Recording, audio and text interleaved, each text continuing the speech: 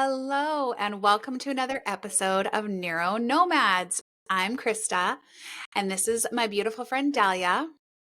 We are expat moms raising neurodiverse kids. And so this is I think our third podcast Cool. episode, Whoa. YouTube/YouTube. I keep on saying podcast instead of like we're doing YouTube and podcast. So it's our YouTube Okay. podcast, whatever. It doesn't really matter. But yeah, No. so we're super excited to be talking with you guys this morning. We got some great info. So Dallia is going to take it away. Tell us, what are we Okay. talking about this morning, Ms. Dali? So today, hi from Abu Dhabi. Today we are going to be talking about what now. We have a diagnosis. What now? So this is an interesting one because a lot of us have been through this, and it's also some people are heading towards that. So you realize that your kids are neurodiverse, you realize that they're struggling at school or struggling socially, and the dynamics at home, and then you heading towards a diagnosis. But what happens once you get the diagnosis? And that's what we're going to be talking about today. So before we start, how has your week been since we spoke last? Well, it's been good. I mean, this morning I was going to tell you this is super funny. My husband comes rushing in as he's going to work and he's like, "There's a big turtle crossing the road outside." So we all like went running out and like taking videos and like photos of it, and it's such a beautiful, like the shell. I'll send you a picture. The shell was so intricate and beautiful. Was it a But wild tortoise, turtle? What was it? Wild? it was like a tortoise. Tortoise are like land ones. Yes. Yeah. And it was quite like, it was like big like this. And I was just thinking about like, as I was getting ready this morning, like how cool it is that we get to experience that, because like we've never as a family lived in a warm climate. We lived in Canada, we lived in England, in the UK, which are both kind of like rainy climates. I know you've lived in a couple warm climates, but for us, like this is our first experience, like waking up in the morning, having palm trees out of our window, watching turtles cross the road, having lizards in our garden. So it's really cool. The kids like and I are really starting to just kind of, it takes a while to, we've only been here 6 months, 5 months, but yeah, Yep. we're loving it. We're loving it. What about you? You just got back from a super awesome trip. Yes, Tell we had me, a tell wonderful, me. wonderful spring break in Japan. We lived there for 5 years. We left 8 years ago. So it was amazing to be back. And we had such adventures. We took my youngest autistic child and we had amazing adventures. We did a couple of TikToks and we'll do a few more with some other tips of traveling. And we'll do a whole episode on traveling with neurodiverse children. And because as expats, we do that a lot. We travel to and from the country where we live to our home country. And my oldest is 18 and my youngest is 10.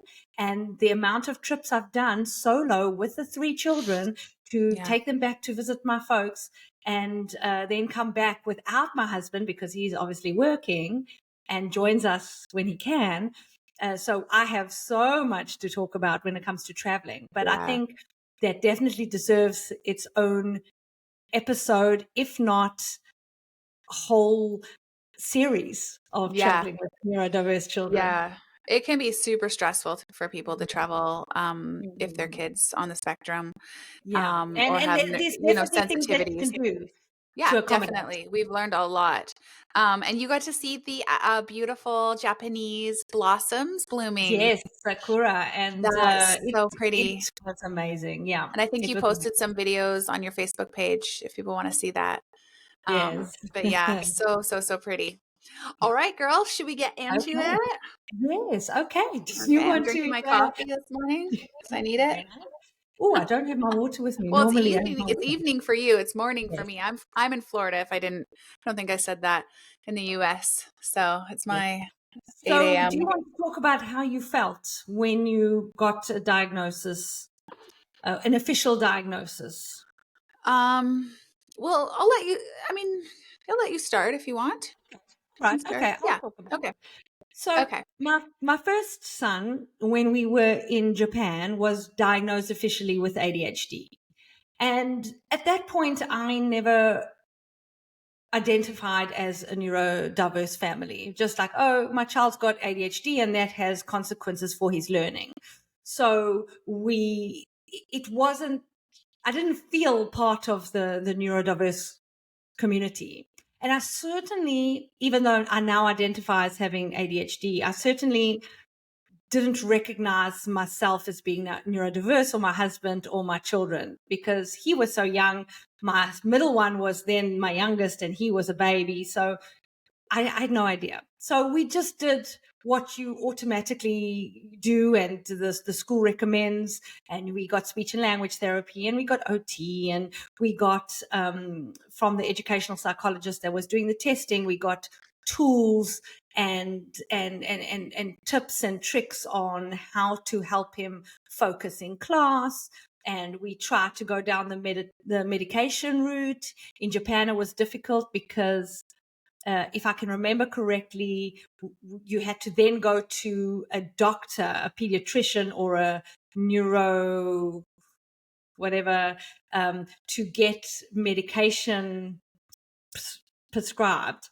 And also, they didn't prescribe Ritalin in Japan. This was 10 years ago, if Yeah. not 11 or 12. So I'm not sure what it is now in Japan. Maybe Yeah. one of our listeners can write in and tell us if they have updated information for Japan. But at the time, it was difficult to get hold of different medications. We did try a couple, and I know we had to go back to Australia to get some, or we had to get my husband to get diagnosed and get Ritalin for himself, so that we could give for our son, or with the recommendation of our doctor, of course. But I don't think in Japan they were prescribing Ritalin to children at the time. I don't know. Yeah. Yeah. So we did try with all medication for him. He was not a good candidate for medication, and still to this day, at 18 years old, we do have Ritalin in the cupboard, but he hates the way it makes him feel. Yeah. And so we do, when he's under heavy stress of working, he does come and ask us for it. And we do give it to him, but he takes it, I would say, maybe 1 or 2 days a week, but he hates Yeah. it. And so, Yeah. he was never really did well on medication. But we have it available for him. He's 18. He can decide if he wants to, the pros and the cons. So he will get some work done, but he feels very heavy, and his head feels heavy. He feels like it dulls his creativity and stuff like that, but he does get work done. Yeah, So, and maybe one of our episodes we can get into the medical kind of treatment, medication sides of it, and the experiences, mhm, because I think both of mhm. us have tried lots of different medications on our kids, Yeah, and and the it's a different kind of difficult one experience. because some people have an aversion against medication, and other people think, Yeah. especially we get pressure from the schools for your child to be medicated and fit into the box. Yeah. And Yeah. in my wisdom since then, in the 12 years since that first diagnosis, I realize it's more, I feel like children are like flowers. If they are Yes. wilting and they are not flourishing, it's not their fault. It's the environment that they're in. So my attitude now is not to make your child fit into the box, but find an environment where your Yes. child can thrive and flourish in an environment that suits their needs. And we'll talk about Hmm. this in future episodes, but Yeah. there's a whole lot of options with schooling these days. There is more knowledge, there is more support in place. There's the possibility of homeschooling, or doing kind of Hmm. like a Yeah. mix of certain days at school or mornings, or certain classes at school. There's a whole lot more out there to help with kind of homeschooling and things like that. So there is much more available to us to make an informed decision now. So that was then for ADHD. Yeah. You want to say something? Oh, I was gonna say, like, can you think back to like when you got the diagnosis of ADHD? Did you feel, I guess, like you knew, like, so it sounds like you put it in a real problem solving box in your brain, Mm-hmm. that you Mm-hmm. weren't necessarily feeling ashamed or sad or upset about it. You were more going, okay, here's the problem. Here are some solutions. Here's where the school can help. Here's where the medical system can help. So you kind of just went into problem solving mode, it sounds like, when your oldest received his diagnosis. Um, Yes. did And you have also, any negative feelings or positive feelings or relief or? I would say it was the opposite. I would say that he had been struggling at school, and I was a very strict mother. Your first child, you want to do everything right, Yeah. and I still am very concerned about nutrition because it's my Mhm. passion, and it's the space I've been working in for many years, and wellness and nutrition, and I always like had no sugar and no preservatives and colorants and flavorants and things like that, and we had a good routine, and and then he was still struggling at school, Yeah. and I kind of felt guilt, like it was my fault, like, and getting a diagnosis, then you kind of realize, hey, it's not my parenting, it's not the way what he eats, it's not this, it's not that. There is a reason why he's behaving this certain way and struggling in this certain way. He is a very sweet toddler and young child, and very compliant and very lovely and very sweet, but struggling in certain things and struggling with focus and things like that. And so I think that it takes away the guilt, and it gives you, like, I have an understanding now why we have the struggles that we do. Mhm. And now we have, okay, so there are things in place for helping. So there was a kind of a relief that it wasn't Yeah. like, oh, I'm a bad parent, which I must say, in the beginning, before diagnosis, doesn't matter what the diagnosis is, school and teachers try and make it out like it's a parenting thing, and Yeah. they parenting classes and parenting this, and and you kind of get called in for these meetings, and all the people are trying to help. We just trying to help your child learn, and I'm an expert Mhm. in this and I'm an expert in that, and you need to learn how to help your child better at home because we're experts, we know how to do it at school, kind of thing. But when you get diagnosis and start self-educating, you realize that these people know how to educate neurotypical children. Yeah. They have no idea unless they are neurodiverse themselves or have neurodiverse children themselves. And then they know nothing about what it's like unless they've lived the shoes. Yeah. So moving forward to 10 years later, and my middle one is extremely academic and taught himself to read at 3 years old, and super bright, super quiet, internalizes his tantrums. So never cries or shouts out loud. He was the dream toddler.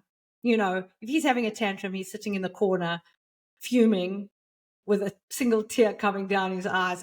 It's Yes. every parent's dream child who tantrums quietly in the corner. So, but so obviously bright and gifted. The school never flags that there's a problem because he's so good at school. In second grade, my middle one, his one teacher did he had problems writing, and she said, I can see your child's really clever, but I can't mark him on any work because he's refusing to write. Mhm. And so and then you think, oh, my child's just stubborn, and he's so clever, he's just stubborn. But then now when you know that those are like it's Dyspraxia. actually a physical problem, Mhm. dysgraphia, to be able Mhm. to hold the pen properly, to write, and it was actually physically painful for him. you Mhm. know and it's and also another thing is giftedness is a neurodiversity in and of itself.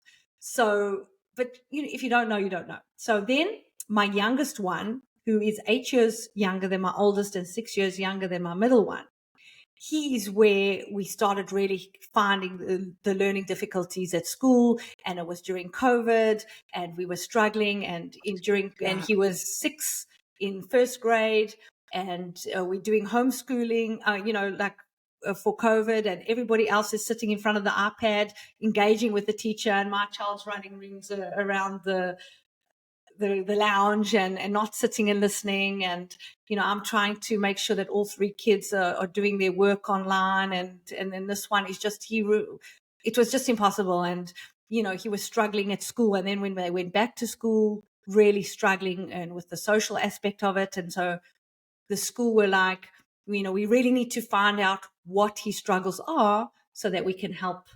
And again, with the whole calling me into meetings, and then you have like you have the teacher, and you have the inclusion officer, and you have the principal, and you have all these people that are trying to help you help your child, but really making you feel really small and vulnerable, Yeah. and like you're the bad parent and your child is the bad child.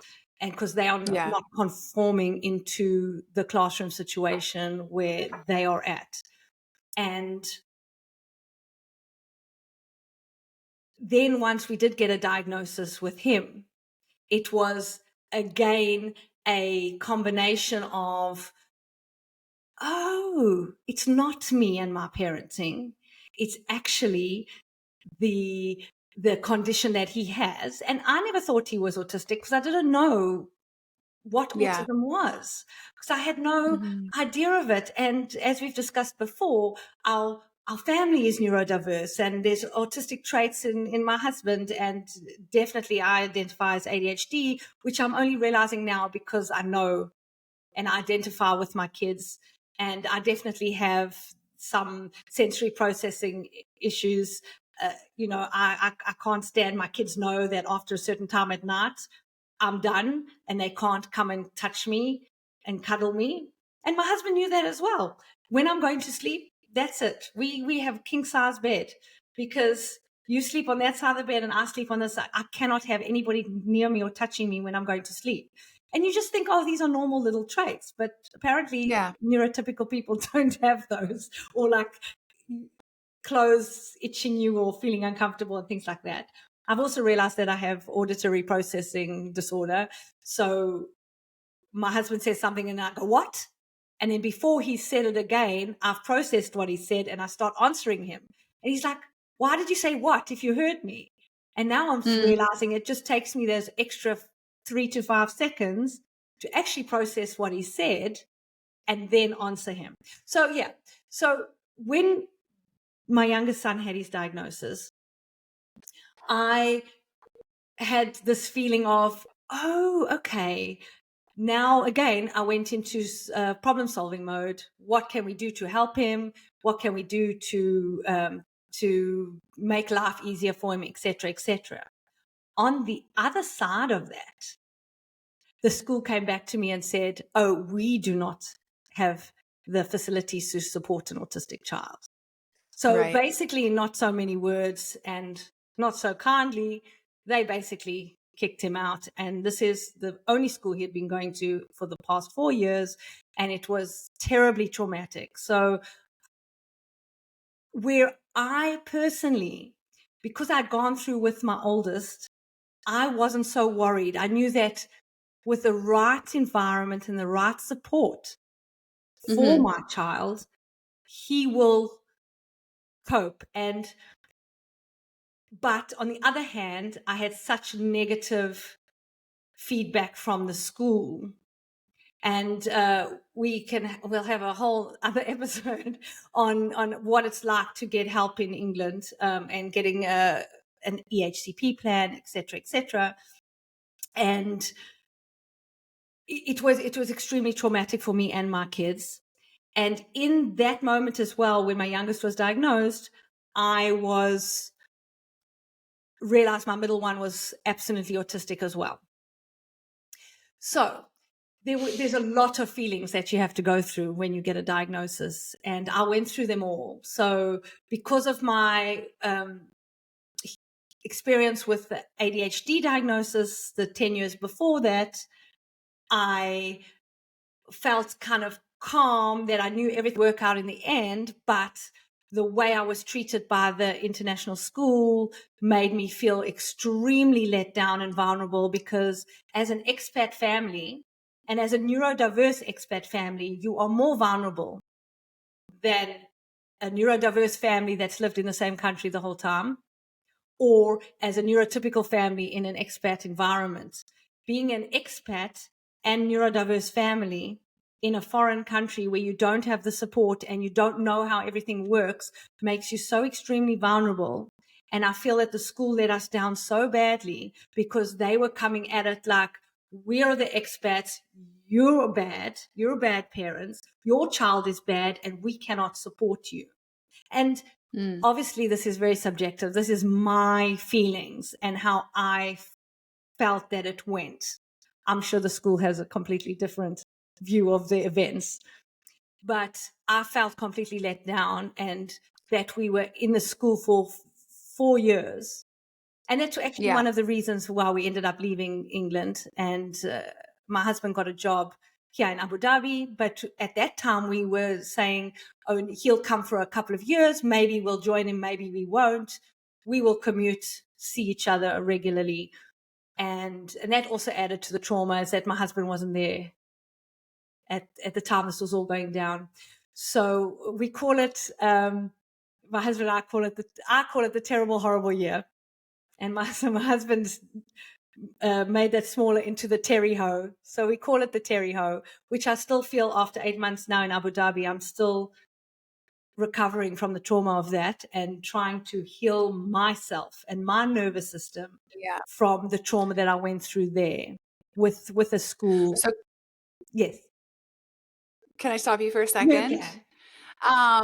Yes. I just want to say it sounds like the time that you received the diagnosis for your youngest, you were processing, like it sounded like you were feeling relieved because you recognized, especially during COVID, something wasn't right. There was a lot of frustration around behaviors that you were seeing. And then you got the diagnosis. And then while you're personally trying to process this diagnosis and see like what we can do to help him, you felt hope because you had helped your oldest kind of navigate some of the challenges of having ADHD. But then because the school like started going, well, now that you have this diagnosis, sorry, we're not going to help. We don't have the resources to help that diagnosis. Bye bye. There was a feeling of abandonment, anger, frustration around this, and the vulnerability you felt like receiving that diagnosis, trying to internally process it yourself, and then having your main support system, which is where your kid goes 8 hours a day to school, going rejection, goodbye, we're not going to help you. And so not only are you feeling like crap, now I got to like put all these things in place for this child, now that I know, you had the main support person kind of walk away, which was the very expensive, might I add, expat school that you were, And we were attending that school as well even at the though we time. were And expats, we were privately paying the company. A lot of the companies pay for your school fees. We were paying for yeah, 3 children in a private education in yeah, England. It was yeah, very, yeah, very expensive. very, And yeah. it's a funny thing because when we moved to England, my youngest was 4. And we very Hmm. seriously thought about putting him in a local school, which would have Hmm. actually been better for getting diagnosis and getting help through the government council, which is what we were rejected by the council as well to get help because he was not known to the council because he was in a private school. We had discussed putting him in a government school nearby, a local school, so that we thought that was our last stop. We thought we would meet, he would make British friends. We would meet people in the neighborhood. We would be able to integrate easier into the place where we planned on living forever. But then we thought, we want to give him the same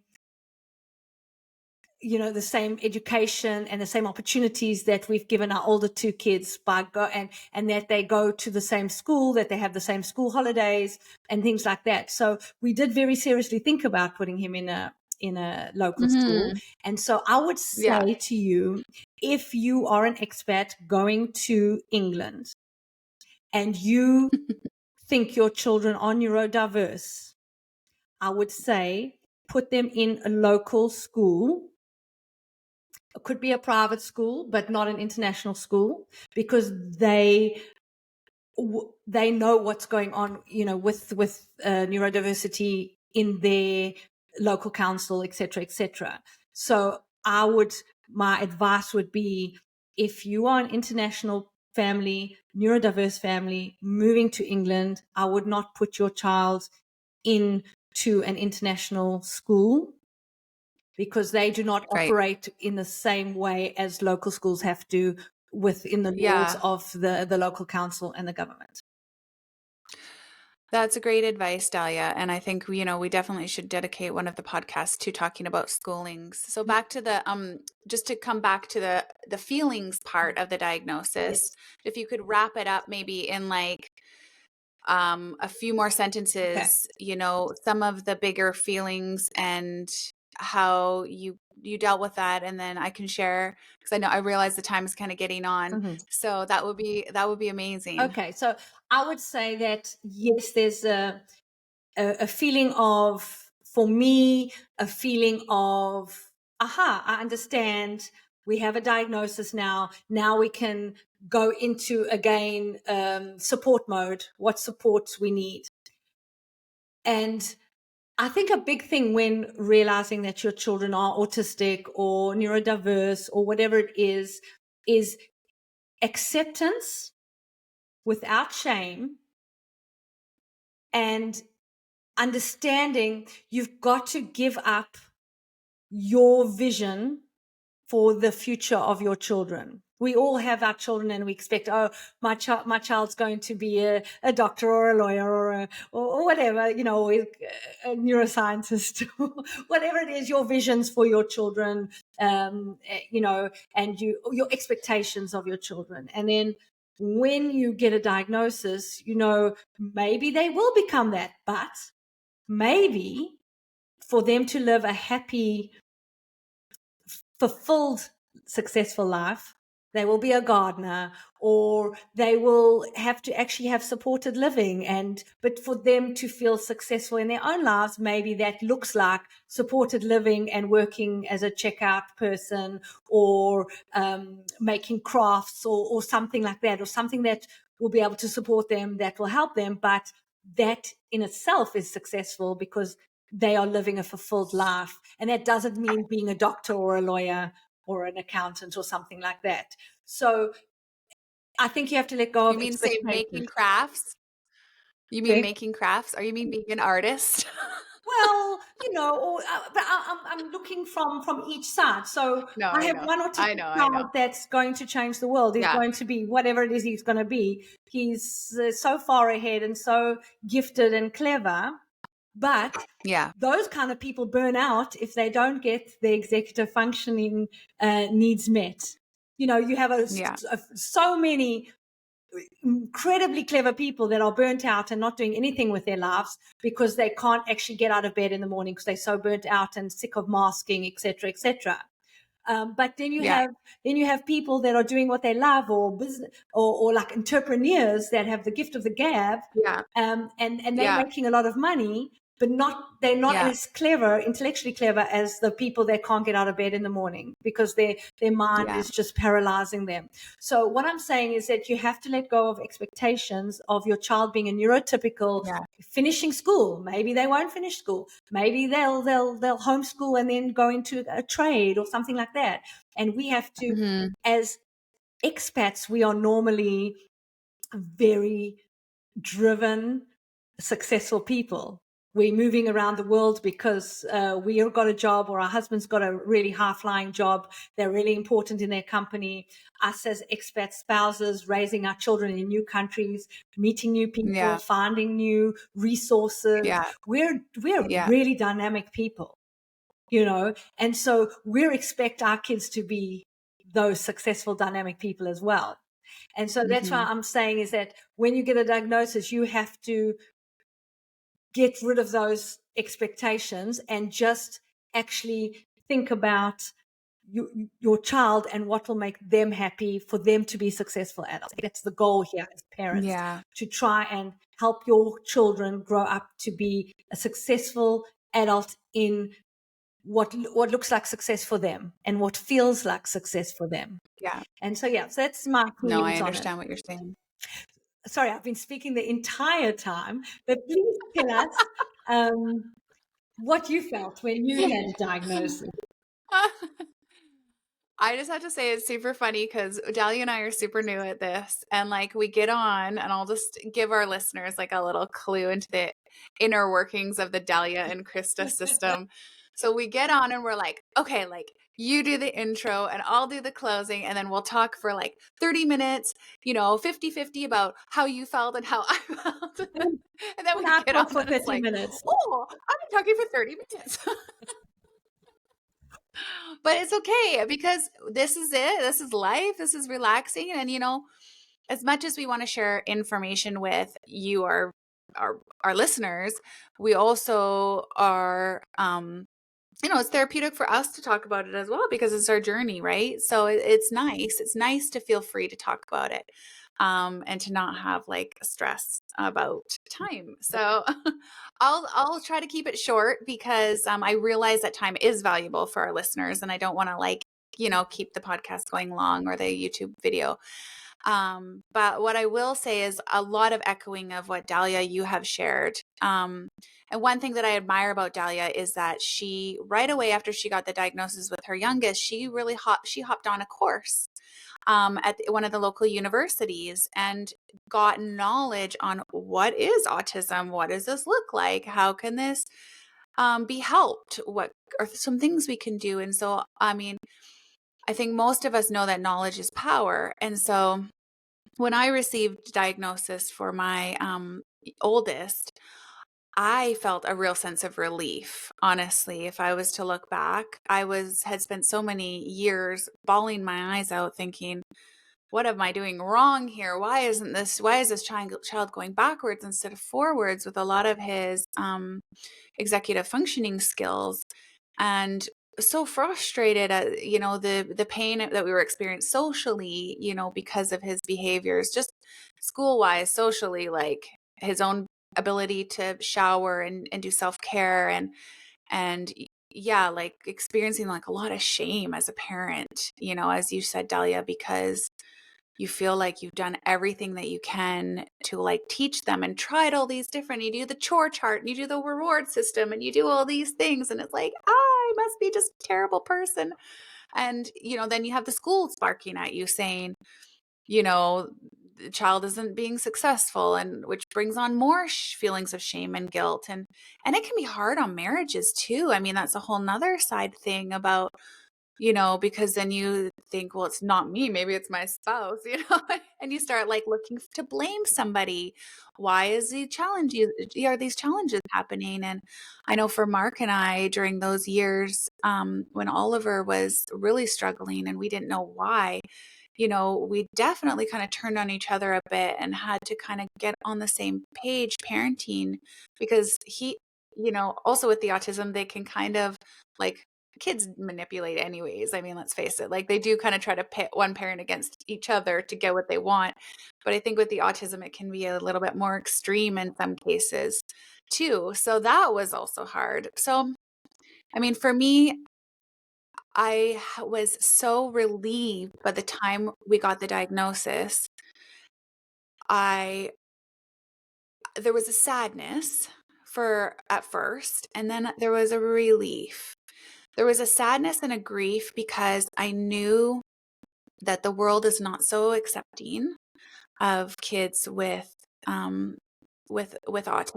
He was diagnosed with autism, and like I think depressive disorder. There was a few diagnosis, and I knew that the world, he would struggle a little bit in the world, and that made my heart feel really sad for him, because I knew he would have to fight all that harder. And like you said, you have to release the expectation, kind of grieve the relationship you thought you would have, and accept the relationship for what it is. And that takes a lot of inner inner work within yourself. So for me, it's taken a lot of like self-care and self-love within myself to deal with some of those emotions around disappointment and grief, and also to process the shameful experiences we had had and now put them in a new perspective.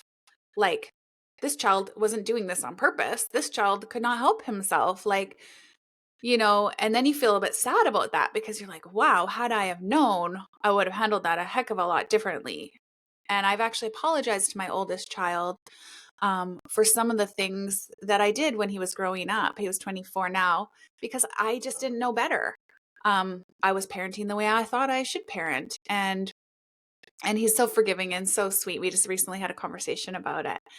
And as I'm learning more and growing more, within the diagnoses and learning about autism and how that looks, and PDA, saying to him, like, I'm so sorry, like I didn't have more understanding for you during those years, right? So the cool part is now I have these other, my other children that now have some different diagnosis, and I'm able to look at it differently. I feel a lot more freedom, I think, with the diagnosis now.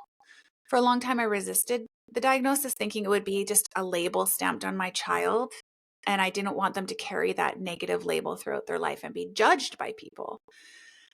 But my perspective has shifted so much with the information and the knowledge that's out there, that I'm finding so much more freedom, and self-acceptance and self-love, and therefore flows out of me and into the family unit to accept who they are and what they're going through, and what that looks like.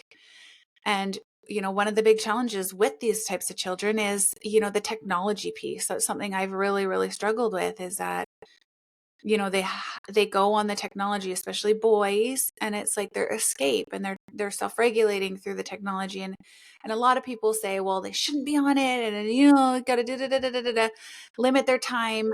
And yes, you do have to limit their time to a degree, but I think as a parent, the relief is probably one of my biggest feelings now that I have come to recognize. Still, I battle the shame. And Dahlia and I have chatted about that. That's something that I have carried in my life because of my past.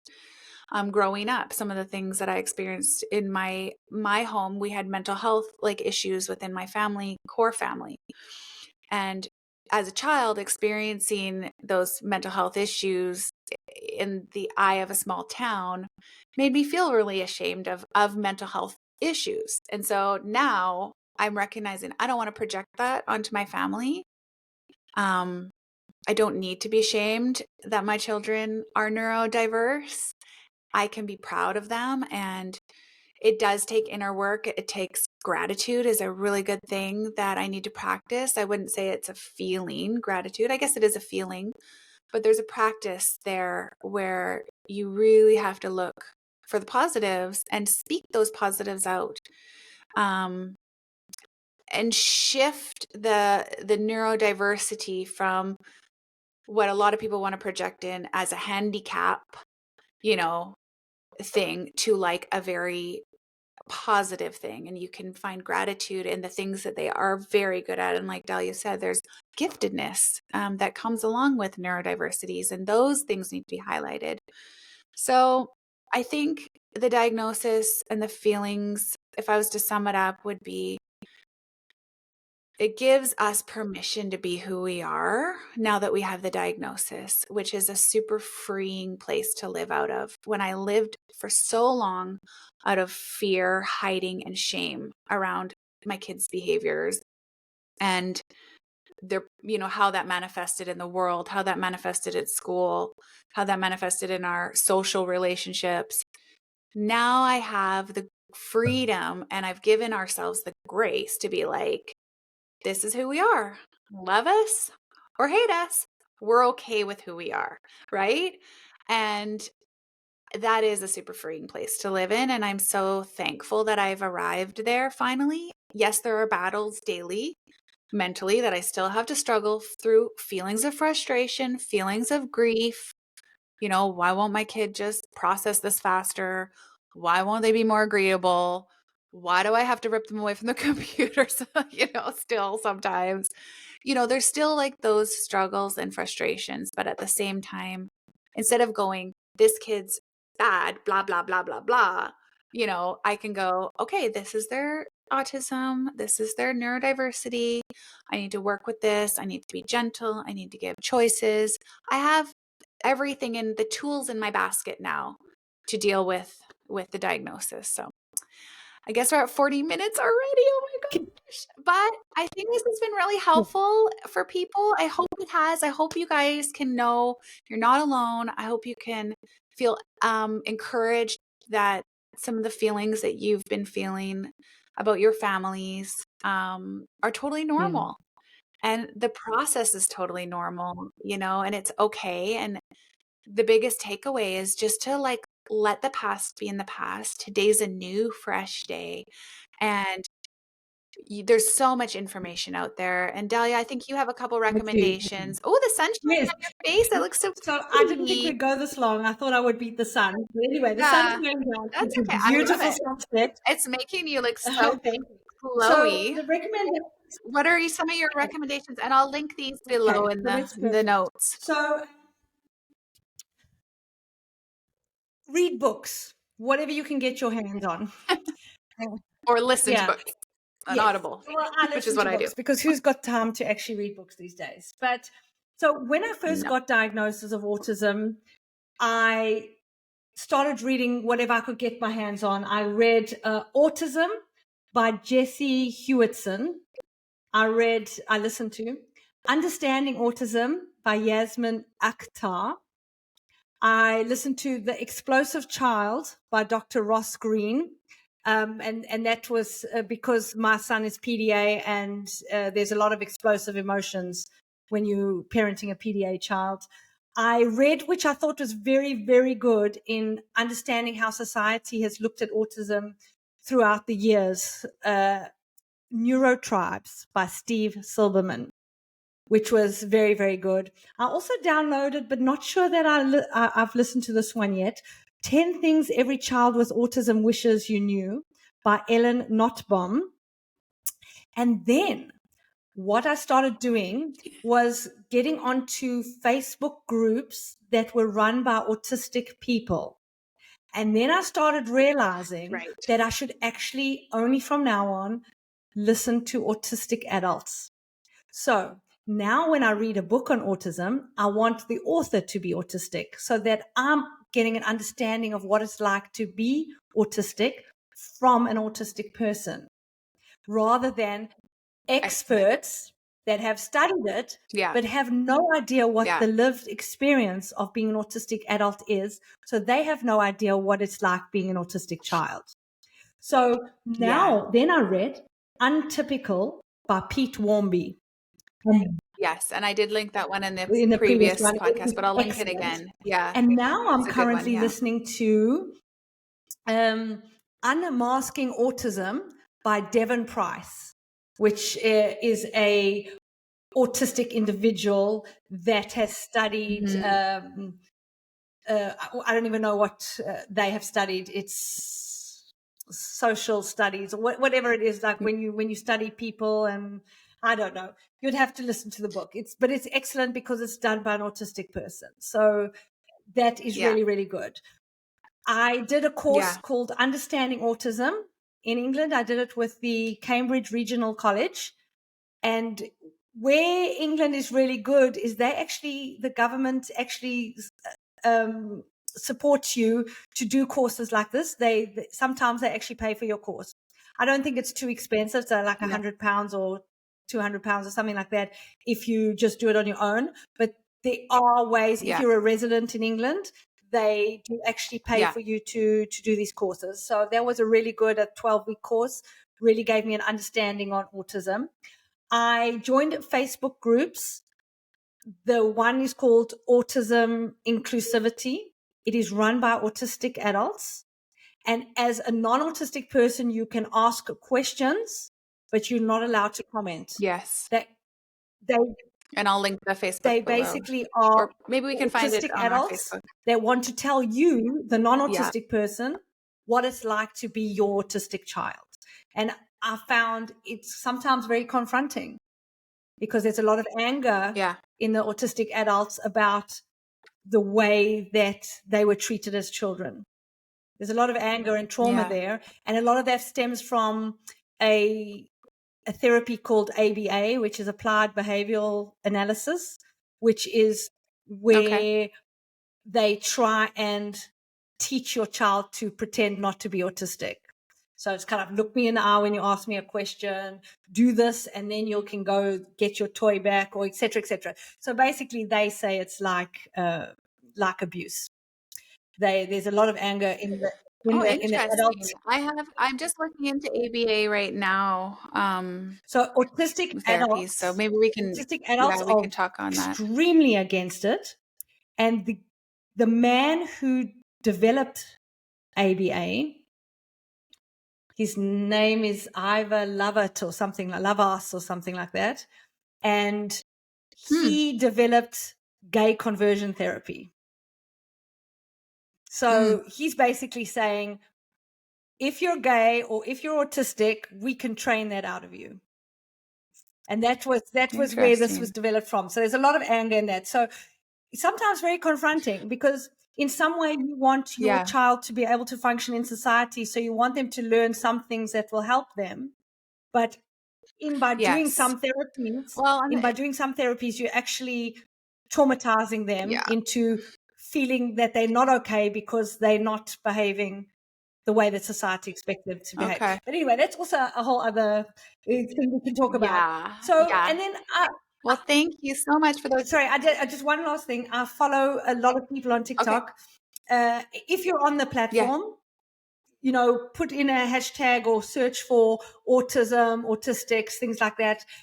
In further Yeah. episodes, I can actually say who I follow that I find really good, but I listen to a lot of autistic voices. Yeah. And if you have a newly diagnosed autism in your family, educate yourself on autism and listen Yeah. to autistic adults because they have the lived experience. And that is my biggest recommendation I can do, is that we can advocate for our families, our neurodiverse loved ones, by listening to them. And if they're too young, to adults who have Yeah. lived their experience. Good. Well, and that's a wonderful way, I think, to end the podcast. And thank you so much, everybody, for being with us. Thank you for listening. Thank you for watching us on YouTube. Please like and subscribe. Subscribe to our podcast. And again, if there's anything you guys want to hear Yeah. from us, please feel free to reach out. Our email is on our Facebook page, Neuro Nomads. Yep. And yeah, we would love to hear your thoughts and anything that you're interested in learning about from our expat Absolutely. experiences. And Love you, talking to each girl. other is very therapeutic for me as well, doing this podcast. Yeah, definitely. All right. Love you guys and love you, Dali. We'll talk soon. Okay. See you next Bye. time. Bye.